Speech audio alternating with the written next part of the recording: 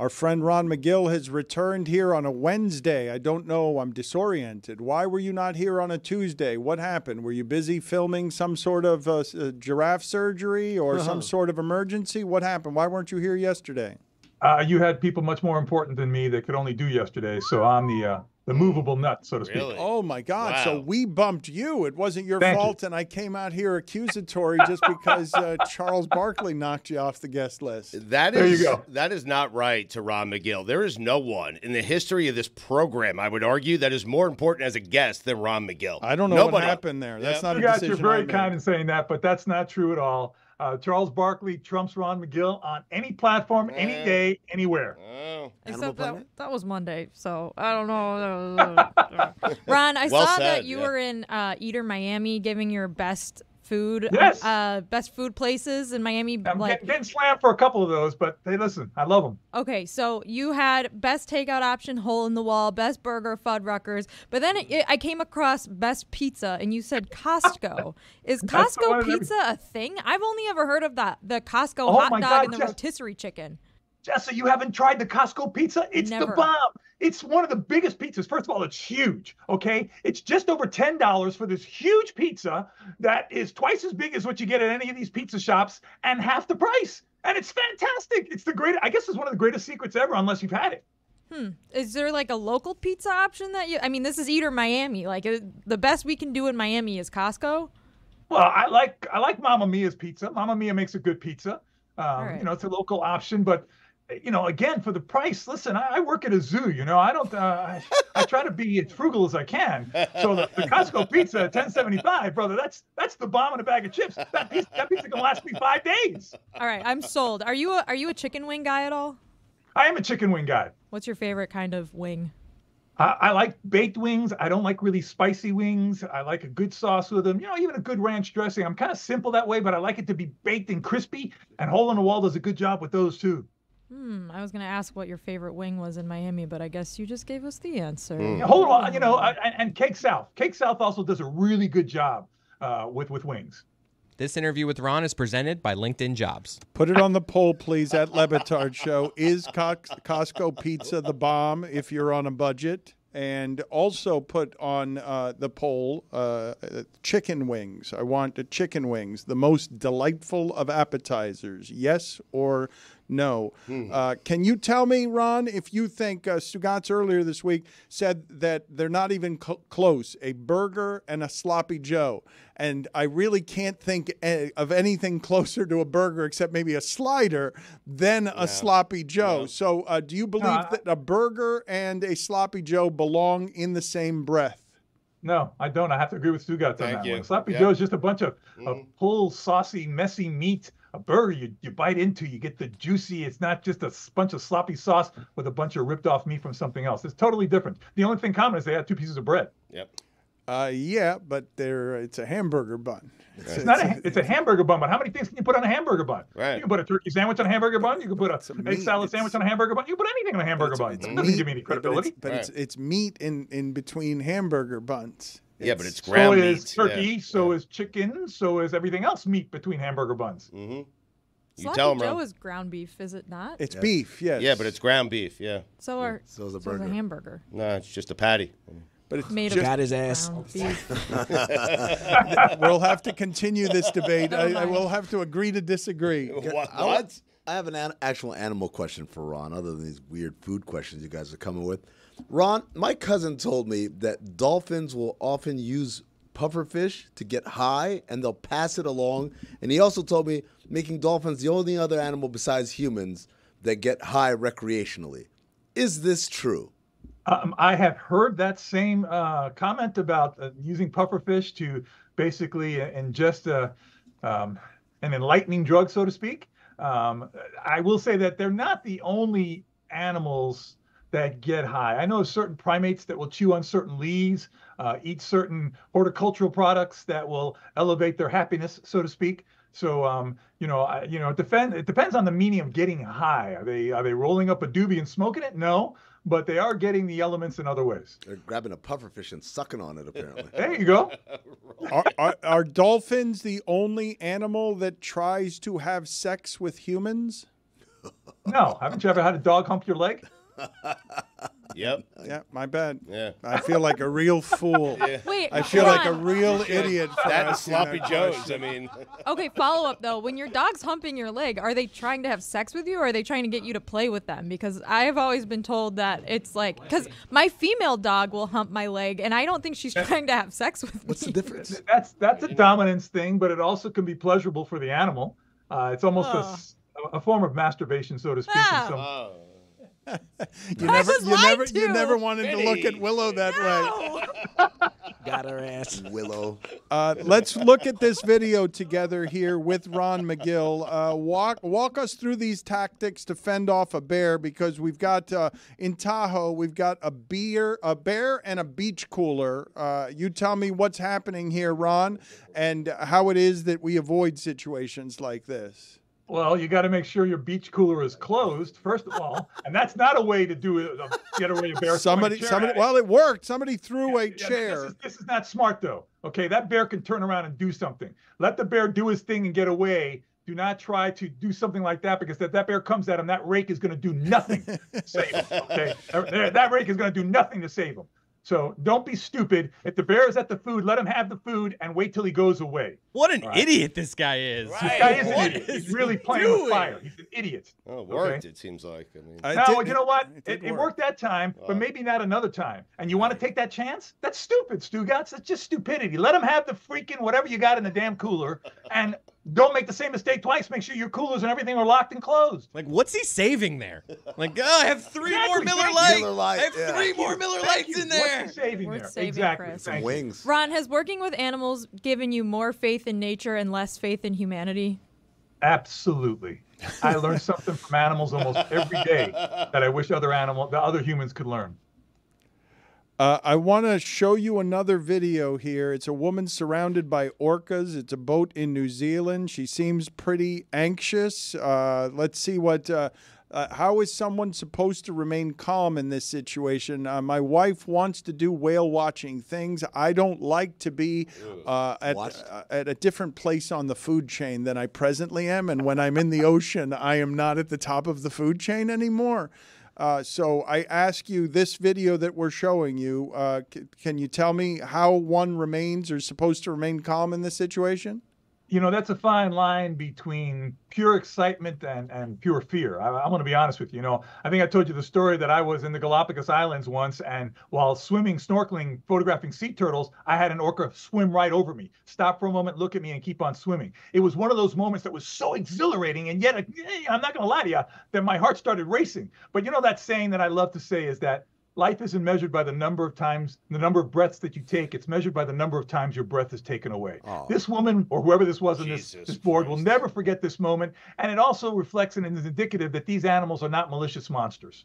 Okay. It's a pretty great moment. You know, it could have gone south. I'm not going to lie to you. You never know. But that was an incredible moment. And maybe those orcas knew she had a camera and said, you know what? Maybe she can show the world that we're not these monsters that many times we're painted to be. I mean, you're talking out of both sides of your mouth now. The bear was like, that thing could kill you. And these orcas, it's like, see? Okay, no, wait a minute. no, what he's doing is playing the results. I mean, Ron, those orcas next time, just like next time the bear would kill him, next time those orcas could just kill that lady. Tear her But apart. listen, but Chris, look at the situation, Chris. She's on a board in the middle of the ocean. What are her options? What are her options? Don't do that as a hobby. No, that's not true. That's not true. Come on. You know, you have a bad car Honestly, accident, fair. you never drive again? You have a bad car accident, you never drive again? Come We on, have Chris. to get in the car to go to work. You get eaten by orcas, you never go in the water again? Come on. Do we You know get if the eaten by sister... orcas, you're never going to go in the water again because you're done. But the bottom line is this, guys. These animals are not these malicious monsters. We tend to sensationalize these things. You know, the term killer whale is probably a bad connotation in many ways. They're very smart cetaceans. We've heard these instances now where these certain pods are going after some boats out in Portugal. Hey, you never know what spurred them on. You know, just like with people, there are some bad apples in every group. Ron, I have to drive. I don't need to be near orcas. Yeah, but Orcas. if it's something you love, if What it's was something that? being Near out in the orcas. ocean I got it, Chris. and being close to those animals, that's exhilarating. You know, listen, again, I don't want to be in front of a television with a remote control feeling safe, just going through a bunch of boring shows. I want to go out there and live life and experience those things that make my heart beat faster. Ron, I just recently bought a new kitten, and we're slowly introducing our kitten to our cat. And I was wondering if at the zoo you have to do the same sort of thing with lions or tigers because Or bears. scents become A meet and greet? territorial. Yeah, where, we're keeping the kitten basically in a separate room for the minute, and then we're going to put a little screen up so that they can kind of sniff each other, but they can't be near each other until, I guess, a week or so in. It sort of depends on how they're feeling. Listen, absolutely, we do that with the animals here at the zoo. And many times it takes not just a week, it can take months sometimes to make those introductions. The people have these misconceptions. Oh, heck, it's a male and female, put them together, they'll do what comes naturally. Couldn't be further from the truth. Many times they'll try to kill each other. Just like humans. Just like with people, they generally have to kind of like each other and get along to be able to be paired together. So yes, whenever we have a new animal, it goes through a quarantine period, and then it goes through a very subtle introduction period where we, for instance, with our birds are the worst. Pound for pound, birds are the most aggressive vertebrates on the planet. So when we go into our big aviary, for instance, we'll put a bird in a smaller introduction cage, and it's able to be seen by the other birds. It's able to see the other birds. The keepers that can watch the reaction with the other birds, whether they're being aggressive through the cage or not, and then they can decide, using their judgment and experience, when is the best time to release that bird into the aviary. How many whales, Ron, would be a threat as killers to humans? One.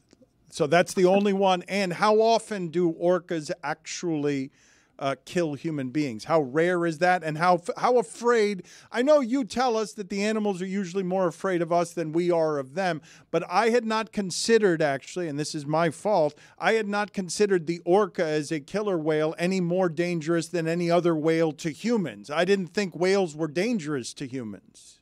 Well, orcas are carnivores, they're cetaceans. Unlike the big whales, the pelagic whales, the humpbacks, things like that, which tend to feed on plankton, they're not feeding on things like the killer whales, which feed on seals and sea lions. So theoretically, a person could be prey, but I personally don't know of any attack by a killer whale that's killed a human being. I don't know of any. There may be some, but I don't know in the back of my mind of any. I saw an animal this week I had never seen before. I'd be curious if the room has ever seen this. I am about to show you a monkey that looks like an old man. You guys tell me. The Jimmy Durante monkey. I bet you it's a Jimmy Durante monkey. Yeah, what? Okay, I should have said that. That would have been funnier. I'm about to show you a monkey that looks like Jimmy Durante. Can you guys put up a photo at some point of Jimmy Durante so that people can see this monkey that looks like Jimmy Durante? That's one of the bigger noses you will find in the animal kingdom. That nose is seems to be almost, I think, longer than his entire face. What the hell is that, Ron? That's a proboscis monkey. I actually was able to photograph those things in Borneo. The males are the ones that develop those big noses. Those big noses are a bit of a sexual attraction to the females. Mm-hmm. And the bigger nose usually gets the more females. They are a spectacular primate out of Borneo, out of Indonesia, those areas. And like I said, it's the males that get the big noses. The females actually have a little cute nose. Mm-hmm. He also looks like Mel Brooks, by the way, but continue. Okay. Jewish, yeah. All right. Thank you, Ron. Good talking to you. Go ahead and put yes. Oh, I'm sorry. Yes. I wanted to let the listeners know that, listen, if you want to take an amazing trip, I'm going to announce the trip. I'm going to lead a trip to the Galapagos Islands, December 12th through the 20th, right before Christmas. It's going to be an incredible trip. Only 12 people I'm taking. Go to the zoo, go to the zoo's website. It'll tell you how to direct to that trip. I'm going to lead this trip. I've been to the Galapagos several times. It is the trip of a lifetime. If you've never been there, what a great holiday treat for you. Book that trip, man. Do you want to give them the website information in the event that they don't end up in the right place for whatever reason? Sure. Go to zoomiami.org and you'll navigate through there. I don't know exactly how to navigate, but it'll tell you the Galapagos trip. It's like $8,200 per person. So, go under travel program. Under support travel program under the zoomiami.org. What happened? But it's like I said, it's $8,200 per person. It's going to be 8 days in 2 in Quito and 6 on the Galapagos Island. Oh, you already got it up there. Look at that. You guys are amazing. Yeah. But I'm going to tell you, this trip is going to be incredible. I've been there several times. This is the best itinerary I've ever put together. Right before the holidays, you're back before Christmas, and it's just 12 people limited to that I'm going to be leading on this trip. Incredible trip. Book it if you want it, maybe. Durante was an Italian man, referred to his nose as the Schnazzola. All right. Very good. Thank you, Ron. Good information there, Jeremy. I appreciate it. Thanks, guys. Have a good one.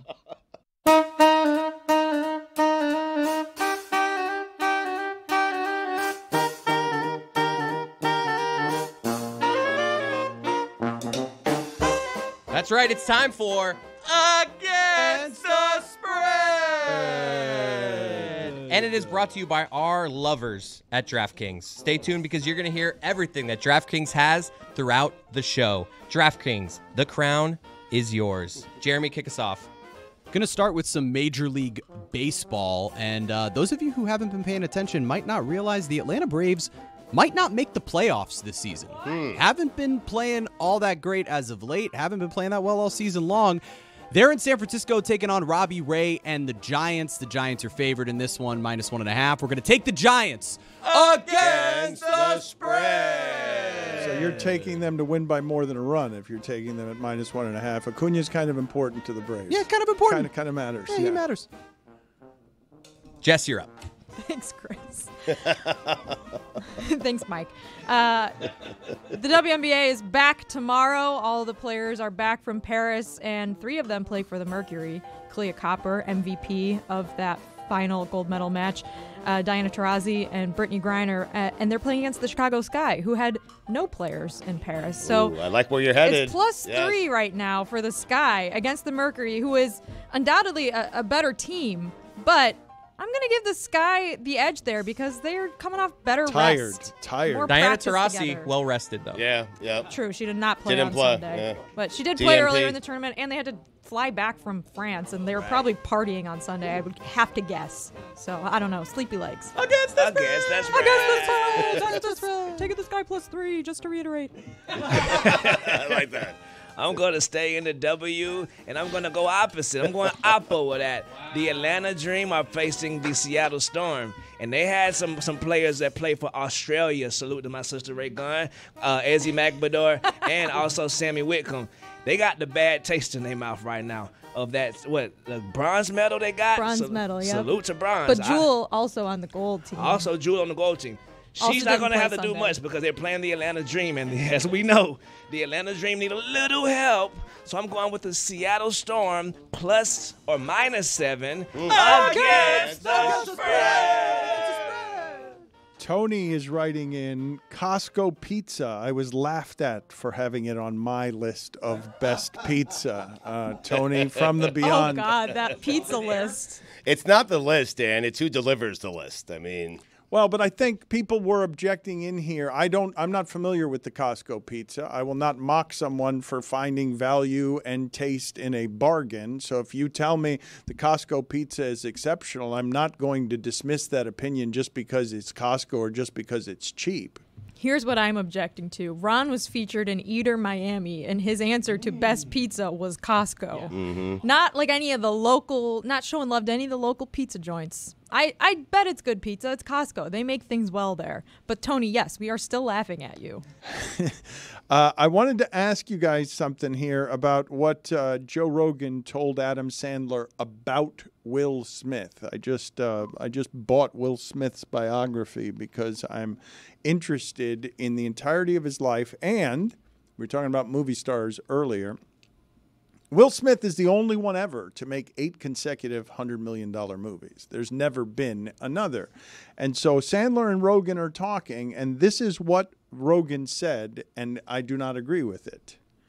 In everybody's mind, when you see Will Smith, oh, he slapped Chris Rock.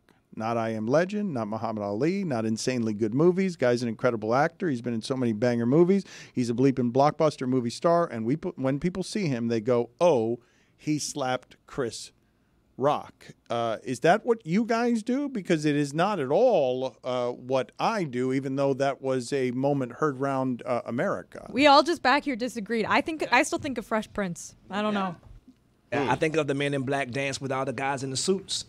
Here come the Men in Black. What do you think of, Amin, when you think of Will Smith? If you're doing Will Smith word association. I think my mic isn't on. oh, wow. Mike's not on. Look, I understand what he's saying. I don't personally think of that slap, but that slap was a pretty big deal. And so the Bad Boys, what's the latest Bad Boys called? Not For Life. What's it called? Forever or something. Forever, yeah, whatever. That press tour was so huge because they were trying to erase basically the last memory that anybody had of Will Smith, which was slapping Chris Rock. It's not as small a deal as I think you're trying to imply that it is, but at the same time, yeah, like like Jess said, I think of Fresh Prince first of all, and then I think the next thing I think about probably is Welcome to Earth. Put it on the poll, Juju, at LeBatardShow. First thing you think of when you think of Will Smith, Fresh Prince, movie star, or slapped Chris Rock? Juju says it was Bad Boys Ride or Die, by the way. The second thing I think of, Men in Black Ride at Universal, where you shoot the aliens. Oh, yeah. Best ride at Universal. Chris Cote mentioned to me that he wanted to surprise me with a home run call he thought I would enjoy. So I have not heard the home run call that Chris Cote thinks that all of us will enjoy. Is this Big Christmas? He likes to pimp out his trots. Let's see what we've got here. There's a ball hammered. Deep left. Way out of here. Big Christmas and a one-horse open sleigh. Rounding the bases after an absolute missile of a home run. And the Guardians take the lead 2-1. My goodness. Oh, Smiley, he wants to kill himself. He hung him a breaking ball, and boy, Noel took advantage of it. Smiley wants to kill himself, is what the color commentator said. Oh, Smiley, he wants to kill himself. There will be more baseball at the end of this hour. Pitch Clock with Jeremy has taken the world by storm. But Chris Cote also wanted me to hear a Jeff Francoeur story that I have not heard. Now, Jeff Francoeur, if you do not know who he was a former Atlanta Brave. And I don't know the context of this story at all, but other teammates used to enjoy making fun of Francoeur because he was a bit of an airhead. He could be he could be somebody who sometimes would miss obvious things. So can you do me the favor, please, Chris, at your leisure? Like a grooved-in fastball? Does anyone here know or care about Jeff Francoeur? Because he's on here with Tim Kirkshin. By the way, Tim Kirkshin does such a great job with this podcast, with his son, and I know he is enjoying the holy hell this late in life as baseball shrinks so much at ESPN to be able to do this with his son. I love this story. This is Jeff Francoeur telling it, but it's really a Bobby Cox story. This is great. But what the coolest Bobby Cox story is, guys, is Bobby during spring training loved us to play golf, loved this. We were playing the Yankees at 1 o'clock on a day game, and I was 22 years old. I had been playing for 3 months as a starter. I was not going to go up to Bobby and be like, hey, I need the day off, right? But he comes out to stretch and goes, Smoltzy said you had a chance to play with Tiger today. There was a 150 tee time. And I'm like, Bobby, I'm fine. I'm playing today. He goes, no, I'll make you a deal. He said, after your first at bat today, run through first base and kind of rub your ankle a little bit like you hurt your ankle. And he's like, in 2 days, we're going to Bradenton. And Tim, you have to have 3 starters make a road trip. Sure. And he's like, I hate Bradenton's infield. I don't want to get any of the guys hurt. So if you go to Bradenton, I'll let you go play with Tiger today.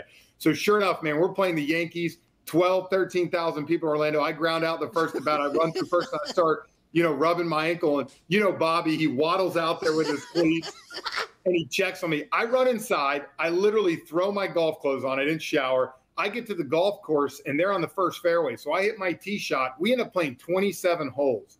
And about 4:30, my wife sends me a little thing that there was an update that said Francoeur day-to-day with a high ankle sprain. Can you guys look up So for good. me, please, how many times Bobby Cox was ejected in his career? Because I think it was a full season of 162 career ejections. The next Amazing. most is 121. They don't make them like Bobby Cox anymore, I'm telling you. Put it on the poll, Juju. Do they make them like Bobby Cox anymore? Waddling out to the base, just classic. I can still see it to this day. Where's Tony La Russa on this list? Gosh. He was ejected 98 more times than Lou Piniella. Who came in? Who came in at 120? 121 was John McGraw. Huh. Okay, that's like 1800. Earl Weavers at 96. La Russa, 93. Lou Piniella, I think, is the only one of those managers who ran out and grabbed second base and threw it into center field. I think there's video of I think he that threw it at somewhere. an ump, didn't he? No, he didn't throw the base at an ump. The bases are surprisingly heavy. You'd be surprised. Lloyd McClendon's the one that turned the rosin bag into a grenade. Yeah. And then did the army crawl on his elbows. No, to watch Bruce Bochy. That's still a different active. one. He's on the list. That's a minor league. John manager. McGraw was born in 1873. Okay. Which generation is that?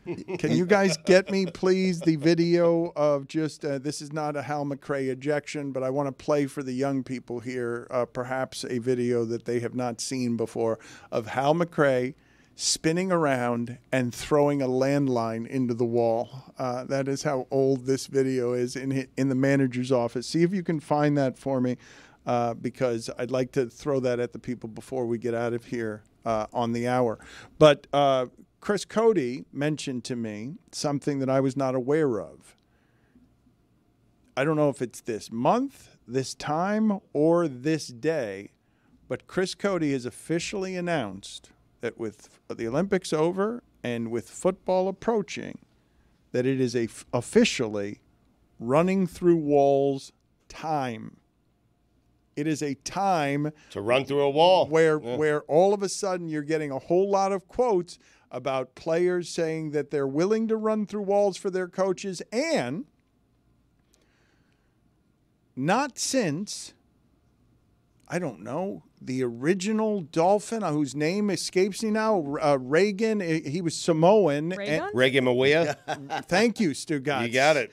Not Reagan Mawia, but Reagan Mawia ran through drywall famously, and we all just said draft him because in the weight room he physically ran through a wall. He actually did it. But it was just drywall. Why is it running through walls season right now, Chris? Because the other day, J.J. McCarthy, we played the clip of him telling the Vikings, hey, you want to draft me? I'll run through a wall for you. And they drafted him. He got hurt the next day, so people are blaming me, saying we finally got to that topic, and it's my fault that he hurt his knee. But now it's just they're falling out of the sky. People are tweeting at me, and we have a Jets player, Morgan Moses, who is the latest to run through a wall. First of all, it starts with the head coach, Coach Sala. Guys will run through a wall for him. You know, there's not many head coaches out here where guys can say, like, dude, like, I will die on the field for this dude. You know what I'm saying? I want to see one person run through a wall. Other than the Kool-Aid man? Tony? Does that count? Not drywall, though. Like a real one. I'll take any wall, honestly. What do you mean by that? We just had a discussion about Reagan Mawia, who ran through drywall. Like, he did it. You needed to be a brick wall like the Kool-Aid man. Right. Yeah. Okay. Oh, Fair yeah. enough. Or John Wall. Oh. Run through John Wall. Huh. I would run through a wall for Matt Eberflus with a beard, but I would not do it for him without a beard. Fair. Also, his hair is slick back, not push back. Yes, he looks so much better. Stugotz, what a reinvention. I would be willing to start a new segment right now based on how this one goes, even though it's more video than audio, in which, because I'm not sure Amin has seen this either. He wouldn't have had access to baseball highlights from the 80s, but this is one of the more famous managerial meltdowns after a game. Hal McRae is the manager of the Royals. He is in his office after a game, and I'd like to see how many of you have seen this and whether you'd be down for a segment in which we play again and again video that we're introducing you to from the past. Okay, for some reason we don't have the sound with this. The sound is much better than just the video. If the B-roll here doesn't work, if you don't have him spinning around, this is terrible video. This video is trash. Hold on. Salute. To the audio audience. Basically, first of all, it's very grainy. It's 80s style video. The guy holding the camera isn't very confident because it's very shaky. There's like a vignette around the corners. Number two, and this is the thing that shocked me more than anything, is that they were doing the post-game presser in his office. I was going to ask, okay, so he's like throwing stuff off his desk. By the way, so a thing that's always in the movies that like I've never had the opportunity to do. I would love to just go, just slide everything off my desk. I've thought that with, like, in movies, like, the sex scenes sometimes start that way. It's like, it's just now we have a mess to clean up afterwards. Like, there's a couch over here. Like, why am I going to clear off everything? Now I got to clean. I meant more angrily, but I guess sexily, too, works. Yeah.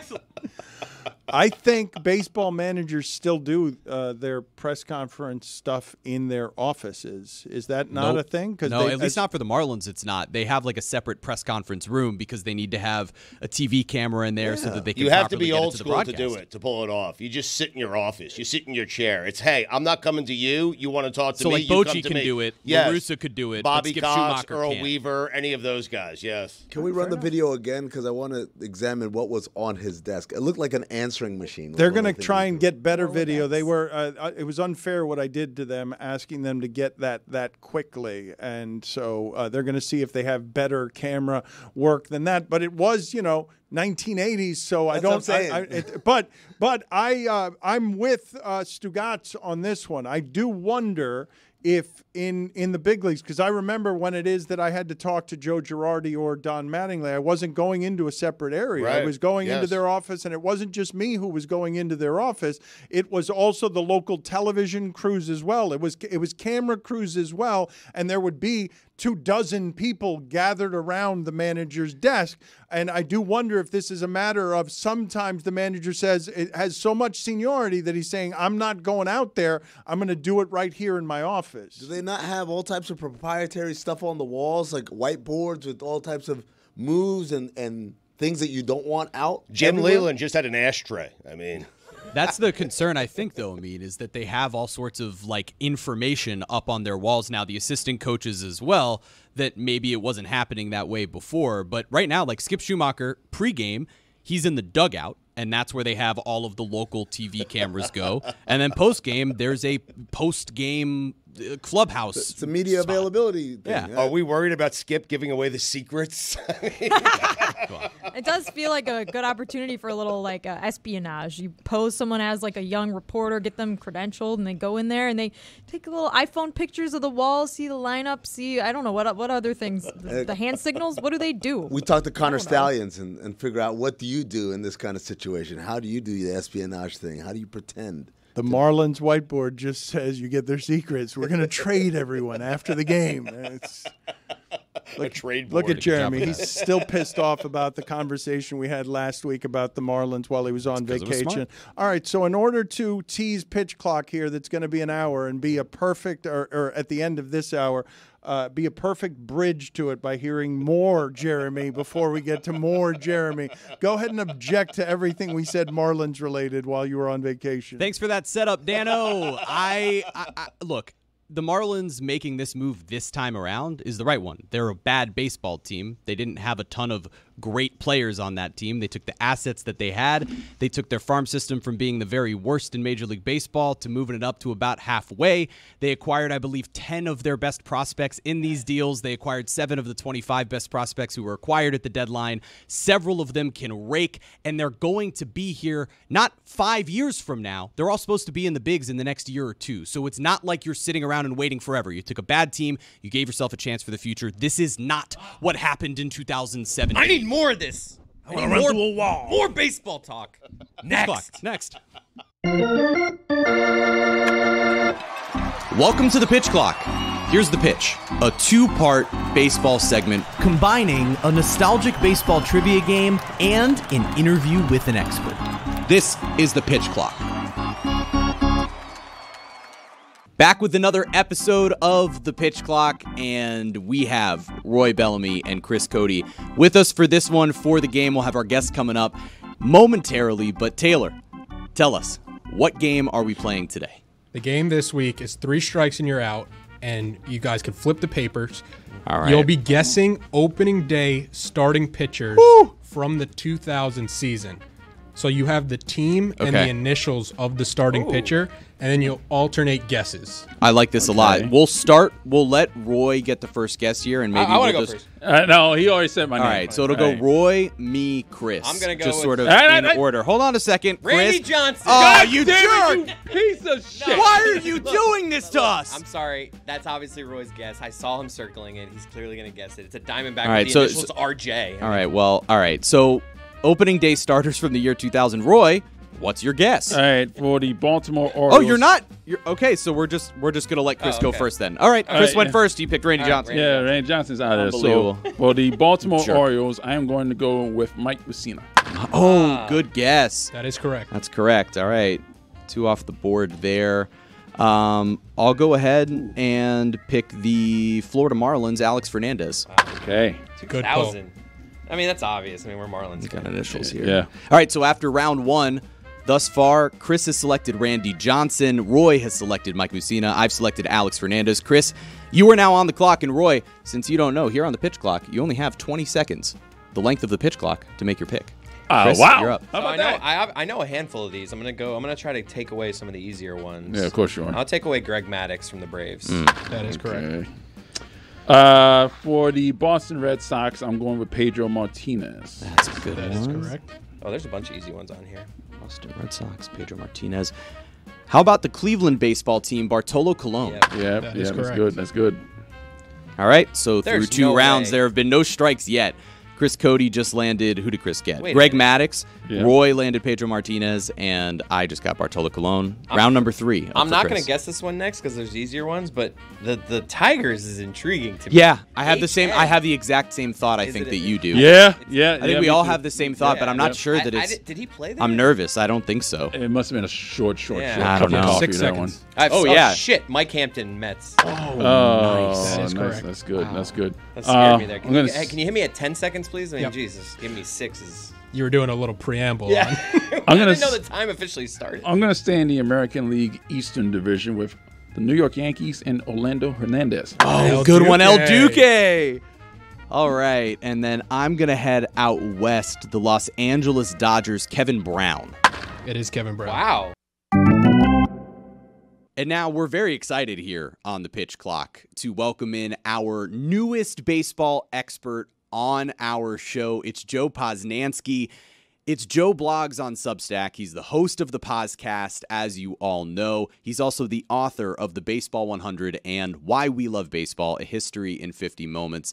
Joe, thank you so much for joining us today on the pitch clock. Great to be here. People might be surprised if they're just tuning into Major League Baseball right now to know that the Braves are on the cusp of potentially missing the playoffs. They're the last wild card team in the National League at the moment, and you've got teams like the Mets, the Cardinals, the Giants, the Cubs sort of nipping at their heels. What's your level of surprise with the way the Braves have played thus far this season, and do you think that they're going to end up making the postseason, or will they be someone who comes up short? It's really crazy because I'm surprised on 2 different levels with the Braves. I'm surprised that, they're in this position, right, that you're talking about. I mean, this is a team that came into the year, I think, as the most complete team in baseball, even including the Dodgers. But honestly, I'm more surprised they're still in it. I mean, you lose 2 of the 10, 15 best players in baseball. You lose a Ronald Acuna Jr., who might have been the best player in baseball. And you lose Spencer Strider, who might have been the best pitcher in baseball. You lose both those guys in the same year. I mean, I don't know that there's any other team that could handle that. I mean, if the Yankees lost Aaron Judge and Juan Soto, I mean, they're not a playoff team. Right. I mean, they're not even close to a playoff team. The Dodgers lost. They lost Mookie. The Dodgers are probably the only other team that could do it. But if they lost Shohei and Mookie, I mean, that lineup would just be, completely gone. Obviously, the Dodgers have lost a lot of people. So, and they've managed to overcome that. But the Braves. So in some ways, I'm surprised, certainly, that they're not in better position than they are, because I still do think that they have more talent than all these teams that are chasing after them.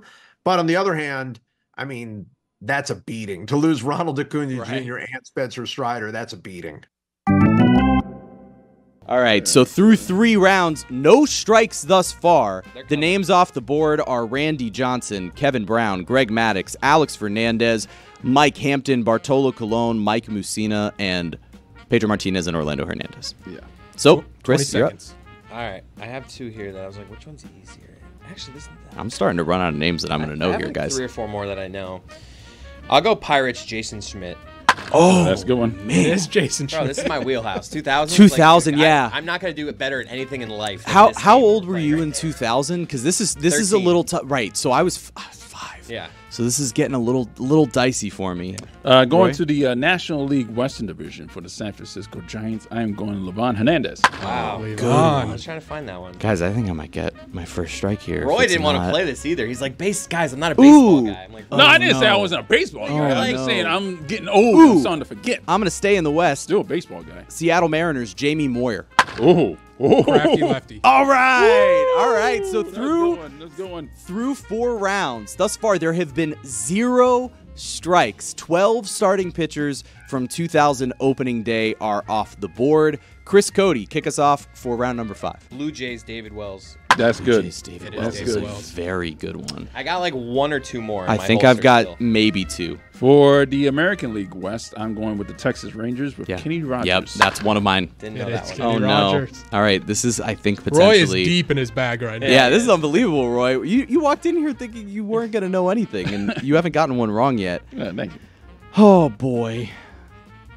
This is hard. It's making me emotional.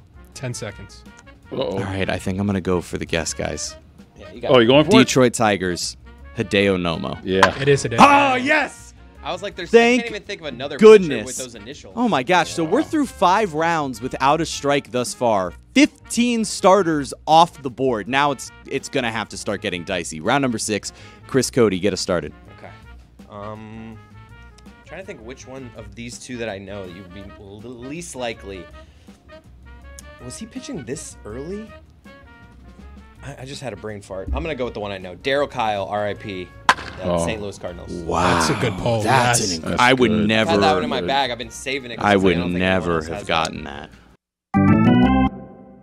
When we look at some of the good teams, there's also the bad teams. And when we talk about the bad teams, there is a historically bad team in the Chicago White Sox. At the moment, I believe that we're recording this, they're 28-91. They had a 21-game losing streak. They're on pace right now, I believe, for more than 120 losses, which would break the modern era record for the most losses in a season. The 1962 expansion New York Mets lost 120 games. Can you contextualize just how horrendous this season has been for the Chicago White Sox? I mean, it's, this season is sort of the crescendo of one of the most remarkable collapses we've ever seen. I mean, this is an organization that 4 years ago was, they won 93 games and were young and kind of exciting. I mean, they made that bizarro hiring of Tony La Russa to be their manager. And it kind of still didn't matter. They still won a bunch of games and went to the playoffs. And you were just like, this team is going places. They had some prospects. They had some young guys. I mean, their pitching staff was really good. And you're just like this. And the hiring of La Russa, I do believe, is what started this collapse. I mean, it's like it was such a bizarre, it was just so off center of what that team was supposed to be about. They were supposed to be this young, exciting team, and you hire an 80-year-old Hall of Famer. It just felt so weird. But you can't blame Tony La Russa for this. I mean, since his, retirement or whatever you want to call the ending, they've just completely collapsed. I mean, they've collapsed organizationally. They've collapsed, players that they had high hopes for have collapsed. Their pitching staff is completely shattered and fallen apart. I mean, it's incredible. And now you look at that team, and honestly, if there was an expansion draft, I don't think anybody would. Except for maybe Luis Robert. Right. I don't think there's a single player on that team anybody wants. I mean, it is. Well, I mean, there is, but we don't want to get into the whole pitching issue there. Right. But I mean, that team is so They're one of those teams. You look at their record, right? So right now, 28-91. You look at that record and you look at that team and you're like, yeah, no, that's right. That's what that record should be. I mean, that they're no better than 28-91. The American League Central, I'm going with the Minnesota Twins and Brad Radke. Roy. Oh, wow. That was my next Roy guess. Is so in his bag. Roy, Brad Radke. Paul Radke's nephew. Oh my God. I'm not sure I have. What team is Guys, that? I might lose this game. I might lose this game. Minnesota. Okay. Yeah, I'm running out over here, man. There is not one that's standing out to me. 10 seconds.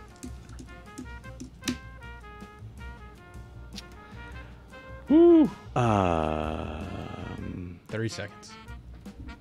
I don't have one. I literally can't. I can't think of one. That's strike number one for me, and it looks like I'm gonna be out of here real quick because I genuinely don't think I have an answer through 6 rounds. I am the only one with a strike, and I have run out of names here. Am I up? The good news for the two of you is more likely than not, you guys can just get both of your strikes, but I'm going to get to 3 strikes first because this is a disaster. Yeah. Chris Cote, you're up here. 15 pitchers, 17 pitchers have gone off the board? I might be a little early for this guy, but I don't know what other guy could have been their ace. John Lester, Cubs? No. Oh, that's a strike. Oh, wow. Oh. Available. I think I'm out of names here, so I'm going to go with a joke for the Philadelphia Phillies. Antonio Fonseca. That was the joke. That is incorrect. Yeah, there you go. So I got a strike. So we all have strikes now. I am no closer to knowing any of these names. Oh, I just thought, hold on. W. B. Williams. Wow. An H. JS feels like I should know it with the Royals. It just does. I just found it. You know it. It just came to your head by me doing it. Yep. Yeah, I hate that. 10 seconds. JS. You want me to give it to you? John? Is it a John? No. John, I bet you I could tell you 5 his seconds. first name and you still wouldn't get it. I don't have it. I don't have it. I don't have it. I'm going to take another strike. I'm just taking it right down the middle. All right, so it's my turn? Yeah, that's strike number 2 for me. And let's just know that means we are now through, I believe, 7 rounds of this game. I have 2 strikes. Chris Cote has 1 strike. Roy Bellamy has 1 strike. Chris Cote, your guess. Royals, Jeff Suppan. Yes, Suppan. No! Wow. No soup for me. Okay, I know, not a good joke. It's my show. Show. Yeah, that's all right. To me, I think this has been one of the best years for like superstars thriving in Major League Baseball. Obviously, in the National League, you got Shohei Ohtani and everything that he is as the superstar that he is. Yeah. Then you got those 2 young shortstops, and there's more than that. But the 2 young shortstops in the American League in Bobby Witt Jr. and Gunnar Henderson. So the question I have for you, is Aaron Judge the clear and away best player in baseball, or do one of these guys give him a run for his money? Well, I definitely think, I mean, Shohei is his own thing. I never, when people ask me like who the best player in baseball is, I'm like, well, Shohei Ohtani is his own category and then the rest of them, right? Because Shohei Ohtani is certainly one of the 5 best players in baseball now as a designated hitter, right? Which is, a whole other thing. I mean, if he was pitching, nobody comes close to him. So look, I think, and I just came back actually from Kansas City where people are pretty excited about the Royals. And, you won't convince a single person in Kansas City that Bobby Witt Jr. is not the best player in baseball. I mean, the way he is offensively, defensively on the base paths, I mean, he's everything. He's absolutely everything. And then, I'm sure in Baltimore you would get similar, thoughts about Gunnar Henderson, right? I mean, he's been everything for that team. That said, all of that said, with no disrespect to those young guys, yeah, we've not seen a guy hit like Aaron Judge, since Barry Bonds in his heyday, and obviously people have their own feelings about that. I'm not. Yeah, what you're seeing on your screen right now, Joe, is our producer Taylor, who's a diehard Yankees fan, in his Yankees shirt, holding up the MVP for Aaron Judge. Yeah, well, I actually, by the way, think he could be the best player in baseball, and they could still give the MVP to Bobby Witt Jr. I mean, right. I think when you look at what Bobby Witt Jr. is doing for that team, but I think it's fair to say I'm not a Yankee guy, as anybody who's ever listened to the podcast knows. But Aaron Judge is a generational hitter. I mean, we haven't seen anybody, even Albert Pujols in his prime, A-Rod in his prime.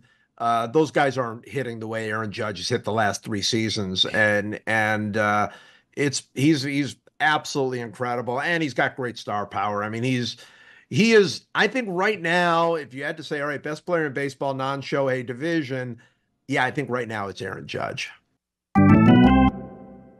Roy, oh man, can you Foul one off here. Can you stay alive? Can you keep up with Chris Cote, or are you going to get your second strike here as well? I think I might get my second strike. I think I am out of names here. 10 seconds. I can't really think of anything. The Reds, Pat Hinkin. That's incorrect. Okay, all right. Woo. Well, I tried on that All one. right. I'm looking at one team and just trying to see if it will come to me. I'm looking at Talk me through it. Okay, so I'm looking. Yeah, I know. I'm going to talk you through it. I'm looking at the Angels. 10 seconds. And I'm seeing KH, and it just feels like I should know who it is. But I don't. I don't know who it is. 3 seconds. Kike Hernandez. Incorrect. I figured as much. Okay, we're through 8 rounds, and I believe that was my third strike. So I am out of this game. I've been rung up. Chris Cote, you have 1 strike. Roy, you have 2. So we're in a position here where, Chris, if you get this right, you are in major control of this game. If you get a strike, Roy can keep things alive and put the pressure back on you, Chris Cote. Who's the JL if it's not John Lester? When did Lester get to the Cubs? Way later. After that, yeah, way later. He wasn't in 03? Yeah, I'm an idiot. No, That he was a dumb guess. He pitched for the Red Sox. But JL and you see First. Cubs, I mean, what are you going to do? Yeah, of I kept thinking that the Angels guy was Kevin Millwood, but that would be KM. Mm. He Yeah, never even pitched yeah. for the 5 seconds. Okay.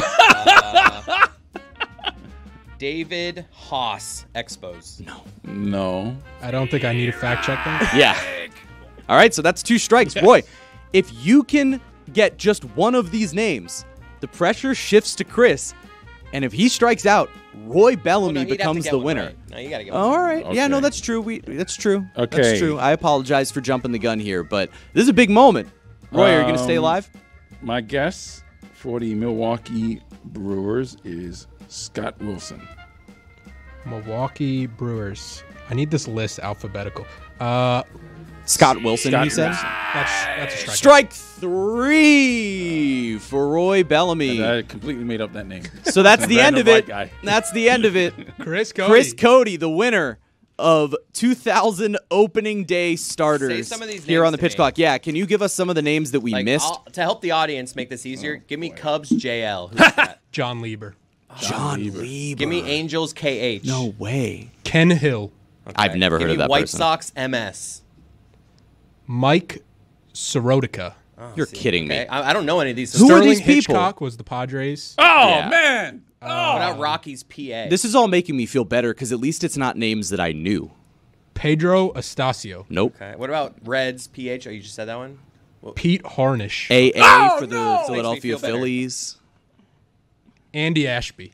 Okay. Oh, he was still We pitching? should have just He was guessed still that based pitching? off ST the for the AA. Rays. Steve Traskell. My Oh. goodness. What All about right. What about KA for the A's? Kevin Napier. Oh, Man, that's a name. That's a baseball name. That's one about- that makes me smile. What about Astros SR? This was one that Cougs actually got because I think he's an Astros fan. Shane Reynolds. Shane No, Reynolds. come on. That's not a person. Yeah, There's- that that's is not a person. That's not a basically- person. That's all. No, that's not a person. So I feel like we did. I mean, I feel like all after things hearing considered- all those names, I got all the ones I knew. We went- Maybe Ashby's like the only one. We went Andy Ashby, I 15 should have gotten straight. that one. 15 straight without getting it out. I'm pretty proud of us, guys. Yeah. Look at Yeah. us. How about us? You're How about us? old. Way to go. By the, Amin, you could have given me a little hand signal that your mic was off. You know, well, I did. you just waited. No, you I waited did. till you talked, and you're like, "Oh, my mic's not." I on." looked at you and I was like, You could have just quietly been like, and then I put you on, and then no one ever knows. I looked at you, I made eye contact. I didn't see it, And so I missed it. thought when No. I was like, either this is gonna work or it's No, not gonna that work. was my bad. Setting up Chris for failure. Yeah. Well, actually, At what least I'm, it turned out to be hilarious. you know, you know what I'm actually doing? I'm doing my silent protest of why don't this seat have one of these things? I That's don't a good understand. question. I don't Talk understand. back button. I'm just like Right. Any button. like the thing for all that shit. Like, why wouldn't this seat have that? To not functionality? confuse Greg. We have so many buttons around here. Just don't let him. He didn't have to touch it. Like he sat in other seats. He would touch it, though. We don't have a short. I'm with you. We don't have a shortage of buttons around here. So why not? Like we could add 3 more. Right. We have a million buttons right here. I'm just gonna start pushing buttons one of these Like days. I always feel bad when like Greg yesterday coughed and Dan's like, "That's $2." I'm like, "Where's these? There's no mute button." Well, he actually does have under there. There is a cough button for Greg. It's like a little. Really? It looks like a. Yeah, David uses it a lot Looks when like he's a here. detonator I button. noticed. It's all the way. Our mark I've never is seen here. Greg use it, though. Our mark is here. The button is all the way over Yeah. here. That's not. Come on, man. Like, Yeah, it's a reach. I mean, I actually like that seat, so I'm going to ask them Better because camera angle. I know I like your seat better than I Yeah? like my seat. You want Yeah. some seats? I mean, listen. But you need that shit more than I Dan do. asked me why I don't watch the show. It's because I look fat. It's because I have a terrible camera angle and I can't watch myself. I can't look at myself. I'm disgusted by myself. I It's a am. bad angle. I'm disgusted by you too. Well, thank you. But like, also, why would you watch the show if you're on it? You know, like you don't need to hear your takes again, Yeah. right? Although I have noticed when I listen back No, to the I show, did. I hear like things that I didn't hear when I Same. was sitting here. That like, we whiffed on, right? Like when you said apparently that the last place NFL game would get more viewers than the Super Bowl. I didn't even hear you say that Blew yesterday. my mind. And Amin came in here fired up that none of us pushed back on it. And I was like- like, I didn't hear it. Like the Reagan Mawia conversation that you guys Kind of like, tuned out on. you know, in the same vein as buttons. A lot of words are said around here. It's hard to catch them all. Yeah. Yeah. Well said. Also, You want to talk candy? yes. All right. Are we on? We've been on, Yeah, baby. we've been on. I think so. Juju's been eating Jolly Ranchers all day. Good. I was telling Amin before the show that I think there is no bigger disparity in candy in terms of like a box of candy, right? Than the red from the best candy to the worst candy within that same box. And I think it's Juicy Fruits. I think the red and the orange are so good, they're the best. The worst one is the black. And the disparity in that is such a wide gulf. I can't, like maybe the cherry Starburst versus the lemon Starburst, that's a massive fall off. But I think it's Juicy Fruits. So I love the overall topic of what candy has the biggest fall off to the lowest, biggest drop off. Right, from best to worst. From best to worst. That's a great topic. The problem is, Stugotz, and you've been saying it all day long, and I said at some point, I'm not going to correct you. I'm just going to wait till we get to this segment. Juicy Fruit, Stugotz, is a Wrigley's gum. It's like saying one of these Winter Freshes is really good, but the other one is bad. Or one of these Double Mints is really good, but the other one's bad. Juicy Fruit is just gum. There are no different flavors of Juicy Fruit. It's a yellow pack, and it's just 5 sticks of gum. It used to be 25 cents for the longest time. I don't know how much they cost anymore. But they don't come in different flavors. It's just Juicy Fruit. You're thinking about Jujubes, I think? I think I am, yes. Juji fruit? Yeah. Yes. Jujy fruit. Maybe. Is what the candy comes out. It feels like a slur, so I'm not going to say it again. Mm-hmm. I feel like Juju should be. Right, I'm talking. So I said gum, so I misspoke. I said Juicy Fruit, right. You said Juicy Fruit. Not what I'm Juicy talking fruit about. is yes. gum. Juicy Fruit Right. is Juji gum. fruit is a candy. That's what I'm talking about. And it looks like Yeah. there's a red, like raspberry, and then there's a brown or like a purple grape flavor. Is that what you mean? The black one? Yeah, it's But not good. Stugotz, Dark. Yeah. I'm going to tell you, Yeah. there's an unequivocal So I'm winner. sifting through, I'm sifting through the box. I'm trying to You don't find the eat good those ones. I'm ones. leaving the bad ones in the box. I don't like that. Just make all the flavors good. How about that? I'll tell you right now, Stugotz, there's an unequivocal winner. There is no second Is it place. Starburst? No, it's not Starburst. Starburst, because I'll eat the Starburst flavors I don't like. Lemon? I'll eat lemon. Really? Like, if it's all that's left, I'll eat it. But I'll tell you what, jelly beans, Right. that black licorice jelly bean, Ah. Terrible. nobody wants that still one. eat jelly Samson, beans? Samson likes those. My You know what, actual actually- favorite candy is a root beer jelly bean. I know Also, that's strange. Samson also Really? doesn't have My a sense favorite. of taste. I was on Reddit the other day, and there was like a Ask Reddit thread about like what if you want a product for the rest of your life at some point, what was it? Like if like in one of those contests, Yeah. I probably phrased that poorly, but you know what I mean. Yeah, like, you hey, want a free thing, a for the lifetime rest of your- supply right. of blank. What was it? And so one guy got one like an oil change, and like there were a bunch of different things, but one of them was jelly beans, and it actually like they were like, oh, it's a lifetime supply of jelly beans, but it ended up being like a humongous bag that they got one time, and I can't think of something that I would want less than that many jelly beans. We all know the brown M&Ms are the best tasting M&Ms, though, right? No. They're Way all- better than the I like blue or yellow. the red. They all taste the same. It's just a color. No, they don't. It's just a color. I got a terrible No, it's like Fruit hypothetical. Loops. So you thought I was talking gum. No, I knew you were wrong in saying juicy fruit, and you kept saying juicy fruit. And I'm like, I know. no. I'm like, no, and then Yeah. you're like, no, it's juicy fruit. I'm like, okay. I have this will test what your favorite candy is. This is a terrible hypothetical. You have to, for the next week, every 10 minutes that you're awake, You have to eat this piece of candy. 10 minutes you're awake? Every 10 minutes you're awake for the next week. You have to eat one piece of candy. 6 times an hour? 6 times an hour. Can it be you don't like have to, tiny? Like if it's Snickers, it's just a bite. Like you don't have to eat an entire Snickers if you choose Snickers. You have to take a bite of said candy every 10 minutes for a week that you're awake. And then you have to take an insulin shot every day for the rest of your life. Right, you're going to be very sick. I'm just saying, if like I made you do this terrible thing, what candy are you choosing for this? If I had to. I'll go Skittles. I'll eat a Skittle. I'll go every 10 Runts. Runts? Yeah. It's nice and small. Yeah. You're telling me like would hurt my a teeth. weird like sadistic genius said this is your life sentence. You have Right. to eat one of these. You lost some random bet. I'm going to go with Reese's Peanut Butter Cups. I would do Reese's Pieces. Yeah, see, Peanut I'm going butter all small. day Throw a long. couple in your mouth. Just you're good. one. Yeah. Yeah. Jeremy brought up a point. If you choose something like that, you're getting that same flavor for a week straight. Whereas if you choose Starburst every 10 minutes, I can at least have a different journey. Nah, I like me a peanut butter and chocolate flavor. Just a lot of peanut butter. You're just not in going the to be span able of to a eat week. it for the rest of your Did life. you describe the eating of a Starburst as a journey? It's like, ooh, I'm in Pink World now. Ooh, look.